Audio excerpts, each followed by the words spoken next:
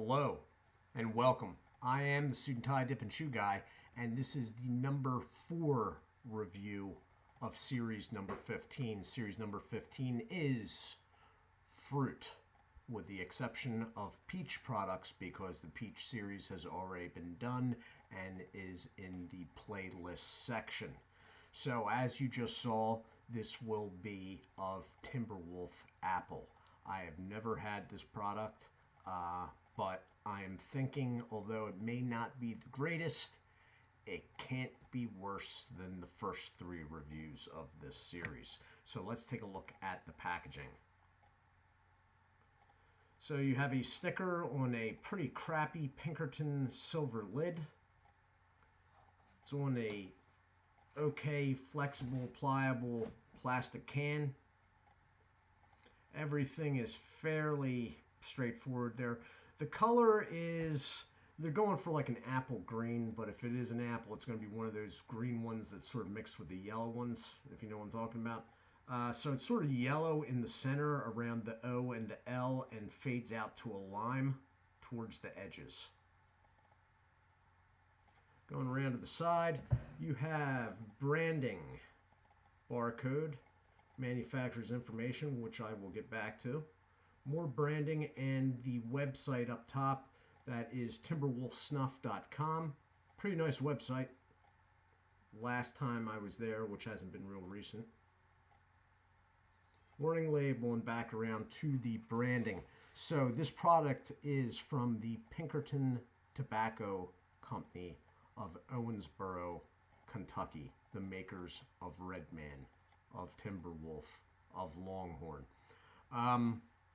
The product is at least 65% domestic tobacco. All right. And on the back, there is a code. I do not know what it means, but there's a 9 sitting there, and so I'm thinking 2019. Anyway, I'm going to crack into this because I've never had it. I'm not a real fan of apple dip because it's always the tart leaning sour type apple, which I'm guessing this is probably the same deal with this. Oh, little resistance where the band doubles over. Holy cow. Wow. A lot of resistance. Seems like there's some glue there or something. Holy crap.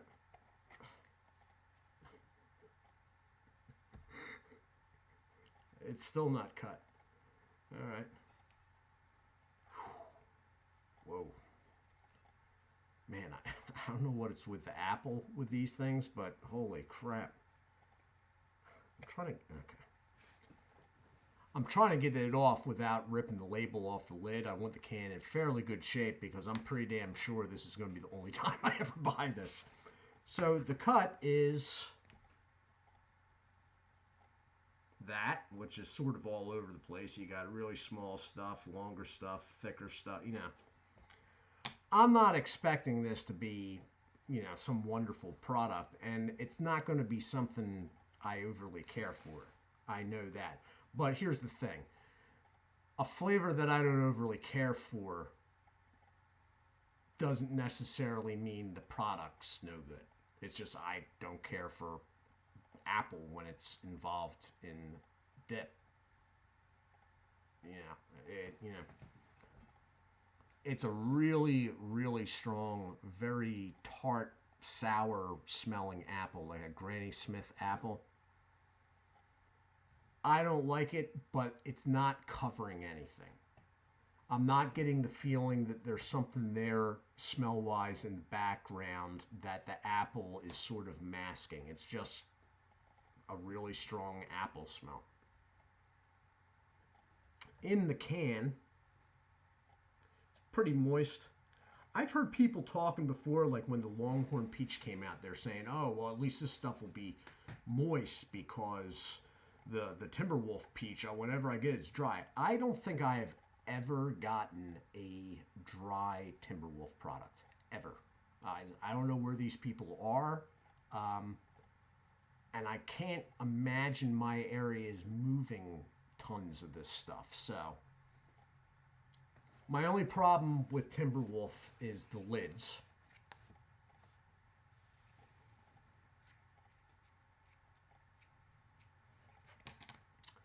And the fact that in my area, this stuff is priced real goofy. It's like 30 to 40 cents more than Grizzly.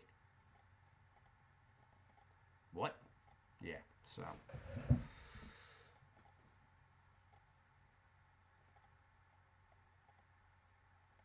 Oh, holy crap, the desk just took a hit. Jesus. Well, besides that, which was basically my fault, it pinches pretty well. I mean, of course, you got to keep in mind what my last three reviews were. Kayak Grape, Kayak Apple, and the absolute crime that was Silver Creek Cherry. So, I mean,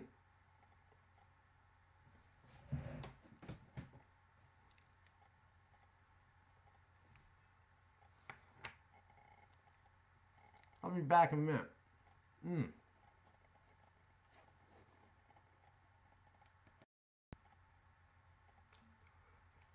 And I am back.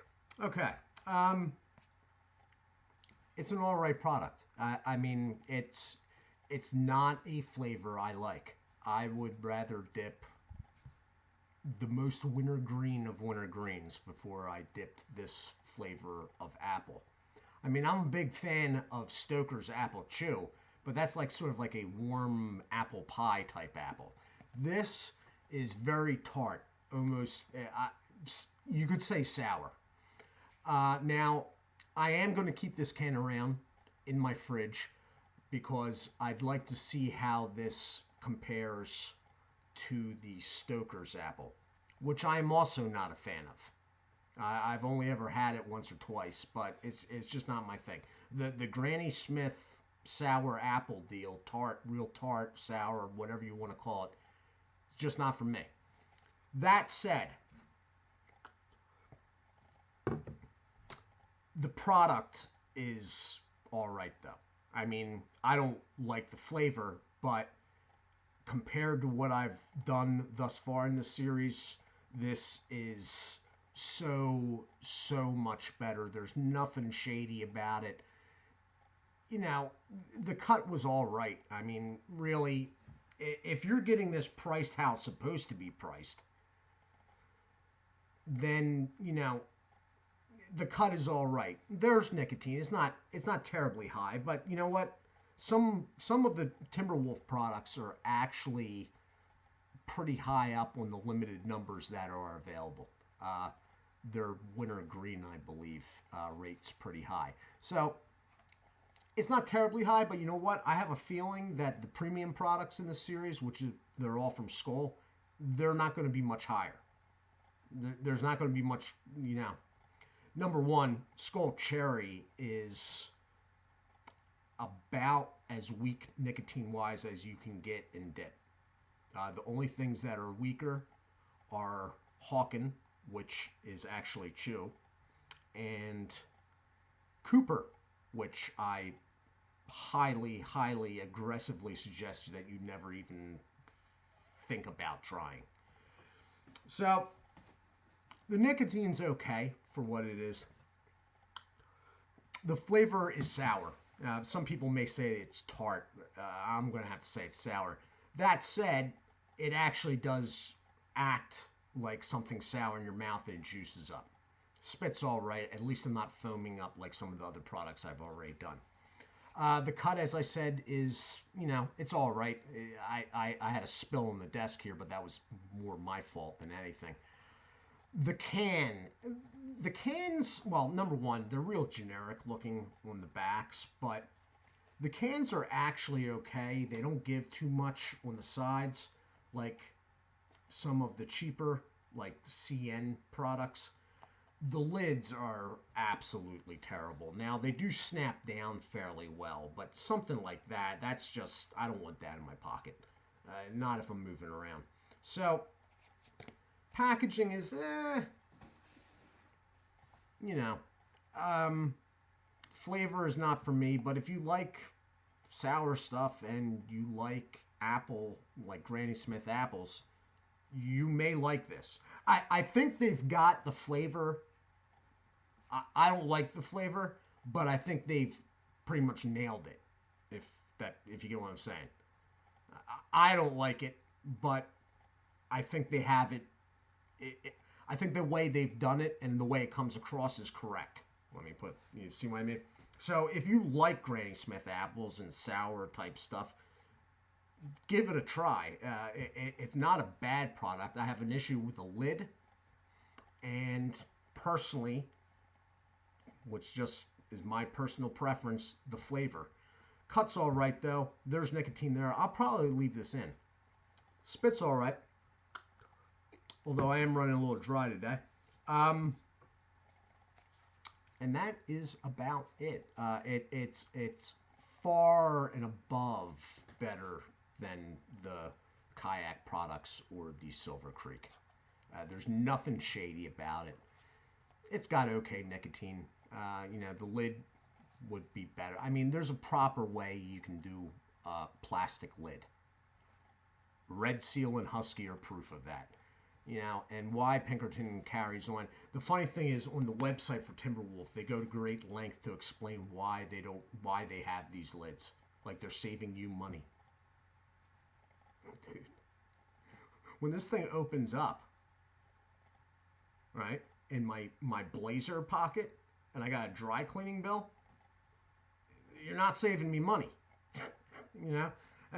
And with these lids, that's possible. That's not some like far-fetched idea that Suit&Tie's overreacting. You freaking check out these lids for yourself if you haven't already. So this is the review of Timberwolf Apple. I think it is an okay product for what it's put forth as. I think it's comparable. I haven't got that far yet, but I think it is comparable to the SKOAL product, minus the great drawback of not having the SKOAL lid. I am the Suit&Tie Dip&Chew guy. I'd like to say hello and thank you to Jacob Parajecki. Yeah, I just said the same thing 3 times, pronounced it the same way. Jacob, I thank you, sir. I do hope you are well. I do hope you all are well. Do check out Berg's Dip Reviews, Dirty Pat Walsh, Wayside Lee 83, Real Talk Studios, No Bluff Buff, and SnoozeFreak.com, the channel here on YouTube. I will be back tomorrow. This series is breaking, and I will be doing a chew review. I do hope you all are well. Do take care of yourselves, and God bless.